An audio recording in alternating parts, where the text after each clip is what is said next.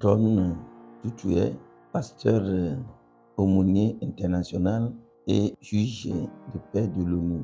Je suis le pasteur principal de l'église baptiste de la foi, Temple Ebenezer. En dehors du domaine spirituel, nous avons aussi un complexe de la maternelle jusqu'au lycée. Et au lycée, nous avons les deux lycées, lycée moderne et lycée technique. Donc, nous rendrons grâce au Seigneur qui a commencé avec nous. Je peux vous dire que cette école fait plus de 12 ans et que à chaque année, le Seigneur nous donne toujours le résultat positif et qui est toujours tangible. Donc, ce que nous faisons encore. En dehors de ça, je suis un entrepreneur et dans l'entrepreneuriat, j'aime aussi le chant. Donc, je fais aussi le chant. Donc, c'est ce que je peux vous dire. Nous avons ce département que nous appelons aujourd'hui camp de prière, dénommé Mon Bethel. Ce lieu a été donné par le Seigneur. Ce n'était pas de ma vision, mais un jour, le Seigneur nous a fait grâce. Je suis un pasteur de prière et par la grâce de Dieu, Dieu m'utilise dans la délivrance, dans l'accompagnement, cure d'âme, beaucoup de choses. En 2013, précisément 11 mars, j'étais retiré. Dieu m'a fait grâce d'avoir une équipe d'intercession. C'est là que nous sommes retirés pour chercher la face du Seigneur. Dieu s'est révélé là-bas. Et c'était un lieu qui n'était pas auparavant notre domaine. Mais ce bruit a fait tellement d'écho, que ce soit au Togo ici, par le monde entier, et par la grâce de Dieu, nous avons aujourd'hui le lieu là comme notre camp de prière. Qu'est-ce que je voudrais dire par là? Quand Dieu révèle quelque chose, cela veut dire que Dieu veut faire quelque chose. Donc, quand on était allé là-bas, il y a un frère que je ne connais pas et qui a eu des problèmes. Dans le temps, il m'a dit qu'il est allé jusqu'à même au Nigeria, chez les grands pasteurs, que bon, je ne vais pas appeler les noms, mais qu'il n'a pas eu gain de cause. Mais quand il a appris de moi et il est arrivé, je l'ai amené là-bas. Et quand on a prié, 2 semaines après, il a eu gain de cause. Et après, il est revenu, il m'a demandé, est-ce que le lieu là, c'était pour nous? Il avait dit que bon, ce n'est pas pour nous. Donc, à la grâce de Dieu, et il a payé là-bas pour nous faire un cadeau à Dieu. Donc, c'est comme ça le camp là est arrivé. Donc, c'est un lieu de révélation. Dieu s'est révélé là-bas et il continue pas à se révéler. Oui, cette année, notre convention a pour le thème, c'est tiré dans Marc, chapitre 2, verset 12. Là, il est écrit, l'homme se leva, prit aussitôt son grabat et sortit devant tout le monde, de sorte que, stupéfaits, tous glorifiaient Dieu en disant, nous n'avons jamais rien vu de pareil. Donc, notre thème est ceci. Nous n'avons jamais rien vu de pareil. Dieu est grand. Ce qui veut dire que à cette conviction, quelqu'un qui est stagnant, qui est bloqué et qui ne peut pas bouger, si il peut arriver à cette convention, précisément sur cette montagne dénommée Mon Bethel, je suis sûr que Dieu qui continue pas à se révéler va le faire lever. Donc voilà, notre objectif est que cette année, que tout le monde, tous ceux qui sont stagnants et sur place, ils ne bougent pas, qu'après cette convention, il va y avoir un changement dans leur vie. Merci. Convention, c'est un grand rassemblement. Et les gens vont venir de gauche à droite, de près et aussi de loin. Donc, nous ne sommes pas le premier et nous ne serons pas aussi le dernier. Mais quand nous prenons la Bible, Dieu même a demandé des rassemblements, des convocations. Et dans le Nouveau Testament aussi, Jésus même en a fait. Jusqu'à la Bible nous dit qu'ils sont avec Jésus après 3 jours et Jésus a vu que vraiment il faut les satisfaire. après la conversion, après la prière, Jésus a demandé de leur donner à manger. Donc voilà un peu une convention. Donc maintenant, convention maintenant, quand on parle de convention, il y a prière. Vous me demandez maintenant, la prière, c'est un moment d'intimité avec son Créateur. Dieu veut qu'il y ait de l'intimité là entre lui et nous. C'est pourquoi Dieu nous a créés selon lui. Il y a cette communication. Mais ce n'est pas la prière qu'on peut communier avec Dieu. Donc c'est un moment d'intimité avec son Créateur. Merci.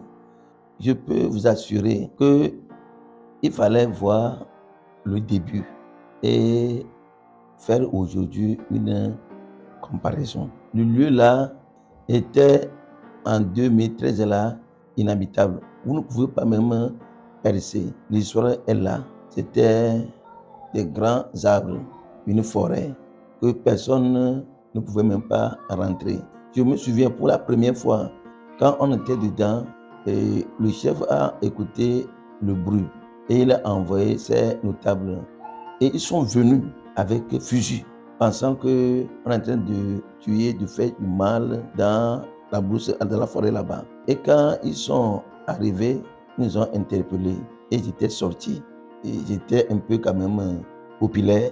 Donc ils m'ont reconnu. Ils m'ont dit, ah, pasteur, c'est toi? Et j'ai dit, oui. Il dit, mais on fait quoi?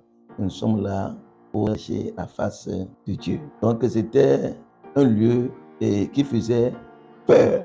Mais quand il y a eu cette révélation dont je vous ai parlé, la révélation s'était passée dans le mois de mars. Et par la grâce de Dieu, le frère dont je vous ai parlé nous avait acheté là-bas jusqu'à le mois de juin là. Et nous avait acheté le lieu. Donc maintenant, on va commencer maintenant notre premier projet ou bien bon, convention. Donc quand on était allé, c'était sous les arbres. Pas de hangar, pas de un abri, mais c'était sous les arbres. Mais le Seigneur s'était vraiment manifesté et il fallait voir. Mais gloire à Dieu. Aujourd'hui, quand vous allez là-bas, il y a maintenant des départements qui peuvent quand même vous abriter. Et il y a aujourd'hui le courant, il y a aujourd'hui l'eau, bon, il y a presque tout. Et vous serez dans le confort que vous pouvez désirer. Précisément cette année, le Seigneur m'a dit que allez leur dire qu'ils vont se lever comme cet homme de Marc chapitre 2, verset 12. Donc je pense que c'est ça. À la fin de cette convention, ton activité, ton foyer, ton état spirituel, ton état économique, je ne sais pas quoi, quel qu'en soit ton problème, que ce soit spirituel, que ce soit physique, que ce soit matériel, le Seigneur promet. Et il sait, le Seigneur est déjà là, hein, et il est pressé pour faire lever quiconque qui va arriver. Donc voilà ce que nous pouvons dire par rapport à cette convention 2023-2024. Parce que Jésus même, il prie seul. Mais il y a aussi des moments qu'il prie aussi avec son équipe. Ou bien il invite aussi les gens. Donc nous voulons aussi imiter notre Seigneur, celui à qui nous adorons. Donc nous voulons emboîter ses pas. Et il y a toujours de l'impact. Parce que c'est comme, je peux prendre maintenant le charbon. C'est des morceaux. Mais il peut arriver que un morceau ne peut pas prendre feu. Mais quand ils sont en groupe, quand les autres vont commencer par embraser, donc je pense que lui là aussi serait en feu. Ou bien, donc ce qui veut dire que bon, quand la Bible nous dit aussi que le fer aiguise le fer. Parce que vous voyez, donc dans cette atmosphère de prière, je suis là aussi connecté, prier. Et aussi la prière d'un juste là, la Bible nous dit que ça a beaucoup d'efficacité. Donc c'est pourquoi il est bon rester aussi en groupe par moment et prier. Merci, nous sommes ici arrivés. Donc, je voudrais inviter toute la population à cette fin d'année, que à chaque fin d'année, il y a le budget partout, que ce soit les entreprises, la société, ils font toujours du budget. Et ce budget peut être réaliste dans l'année qui vient. Parce que le budget qui est voté à cette fin, c'est ce budget qui serait maintenant en vigueur l'année qui va suivre. Donc, dans le monde spirituel aussi, il y a les démons aussi qui votent aussi leur budget. Et aussi, leurs budgets aussi sont votés à chaque fin d'année. À partir déjà du mois de novembre, ils commencent par faire leur budget. Et maintenant, 31, ils déclarent ça, ils votent ça.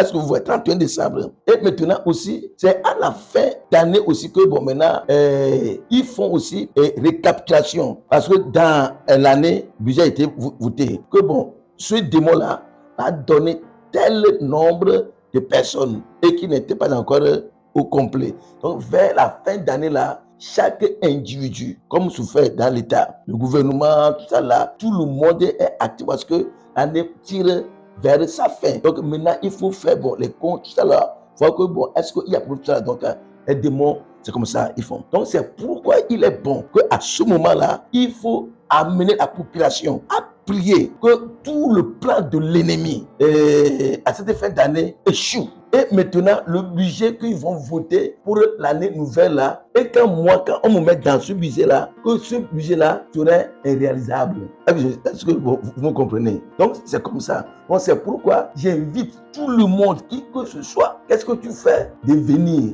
à cette convention pour que, d'abord, tu ne seras pas à cette fin d'année un bouc émissaire et aussi l'année nouvelle, le budget qui sera voté, que tu ne seras plus aussi dedans. Donc voilà ce que je peux dire à toute la population, ceux-là qui m'écoutent, ceux-là qui me regardent, ceux-là qui voient maintenant que nous sommes prêts à les accueillir. Et le Seigneur est pressé pour satisfaire à leurs besoins. Il est là à Montbétel, il se révèle. Et c'est de là que je viens comme ça. Depuis le lundi, on était là-bas pour des préparations. Donc le Seigneur est pressé pour les accueillir. Donc qui presse les pas pour arriver. Merci. John Tutué, pasteur aumônier international et juge de paix de l'ONU. Je suis le pasteur principal de l'église baptiste de la foi, Temple Ebenezer. En dehors du domaine spirituel, nous avons aussi un complexe de la maternelle jusqu'au lycée. Et au lycée, nous avons les deux lycées, le lycée moderne et le lycée technique. Donc, nous rendrons grâce au Seigneur qui a commencé avec nous. Je peux vous dire que bon, cette école fait plus de 12 ans, et que à chaque année, le Seigneur nous donne toujours un résultat positif et qui est toujours tangible. Donc, ce que nous faisons encore. En dehors de ça, je suis un entrepreneur et dans l'entrepreneuriat, j'aime aussi le chant. Donc, je fais aussi le chant. Donc, c'est ce que je peux vous dire. Donc, ici, à l'église baptiste de la foi Temple Ebenezer, chaque lundi matin, de 4h à 6h, il y a dévotion matinale pour pouvoir confier la semaine entière entre les mains du Seigneur. De même que aussi l'école de 6h30 à 7h, il y a dévotion dans toute l'école. Donc, tous les élèves se rendent dans l'auditorium et il y a prière matinale là avec les conseils des professeurs avant de prendre les cours. Et j'ai exigé aussi que dans toutes les classes, il y a exhortation de 5 minutes avant les cours. Donc, c'est ce qui se fait dans notre établissement. Et le Seigneur est en train d'agir puissamment. Il y a des gens malades et qui sont arrivés, et par la grâce de Dieu, ne sont plus des malades, mais ils sont des bien portants et qu'ils vont bien. Donc, je peux dire qu'on partage la cour commune avec l'OPP du Diaglé. Parce que l'OPP est en face. Donc, l'autre fond, Comme bon, le PP n'est pas clôturé, donc on partage à même coup. Nous sommes à côté. Oui, il faut arriver au camp de prière Montbétel. N'importe où vous êtes, vous demandez d'après Abolavemon Jaglé. Abolavemon Jaglé. Et je pense que tout le monde connaît là-bas, c'est un carrefour. Donc vous arrivez là-bas, vous demandez n'importe qui que vous allez au camp de prière du pasteur John. Bon, le camp s'appelle Bethel, mais la localité, bon, la population, eux-mêmes, ils ont dénommé Pasteur John, Pasteur John, Pasteur John, Pasteur John. Donc, quand vous avez demandé quand de Pasteur John, n'importe qui, un enfant de 3 ans, peut vous amener. Ce n'est pas loin, c'est à 3 kilomètres de la route Lomé-Vaucan.